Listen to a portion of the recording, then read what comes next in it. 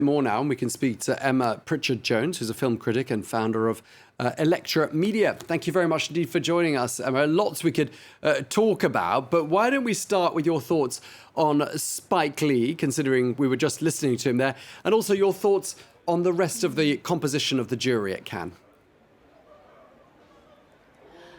I think it's really interesting. I was actually in that jury press conference. It was great to see Spike Lee. Actually, it was great to see anybody really in person in the cinema industry yet again.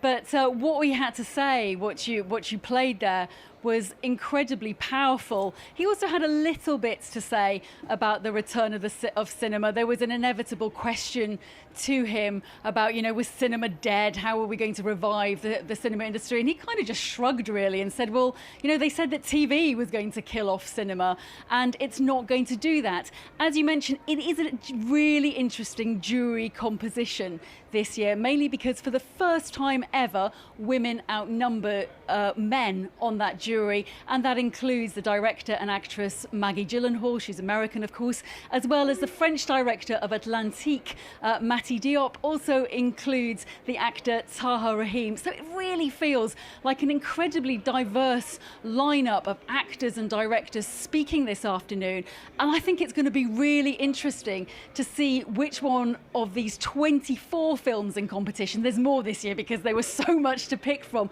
which one of these films in competition they're going to pick for the Palme d'Or. As Maggie Gyllenhaal said in the press conference too, women tell stories differently to men, so will the majority of women on the jury pick something that, a man might not go for? It's all up for discussion this year. Absolutely. It sounds like it's going to be a very exciting Cannes Film Festival indeed. And let's talk just briefly about the French films that are in the running. What's creating buzz there?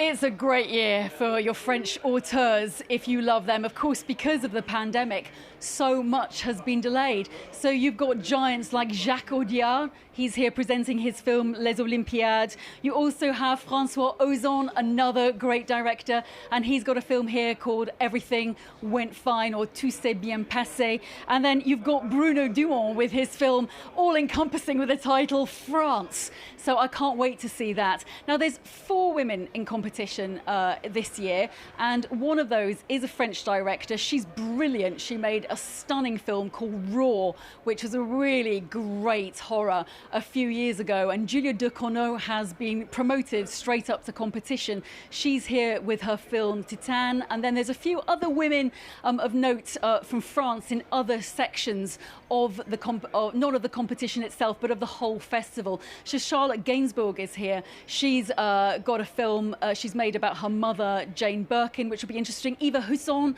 who's made other films in the past, she's here with a film called Mothering Sunday. So, that the whole atmosphere of the festival feels different. Okay, there's not 50-50 equality in the competition now, and it's 2021, and of course there were movements to get 50-50 parity by 2020. But overall, as a female film critic and journalist looking at the Cannes Film Festival, it's certainly vastly improved in its gender parity over the last few years. Wow, it sounds like there's some fantastic films in the running this year. And I just want to ask you lastly, how does it feel to be back at a film festival? Are people managing to put their COVID worries to one side, or does the pandemic loom large there on the French Riviera, Emma? Oh, gosh. Well, yesterday when everybody arrived, there was a lot of confusion, nothing to do with the festival, really, just journalists who were very confused about their COVID tests, their vaccination things. Anyway, we seem to have got through all that. We do have to, as you mentioned right at the top of the hour, we do have to show our vaccination records or our COVID tests in order to get entry to the Palais, just in front of me there.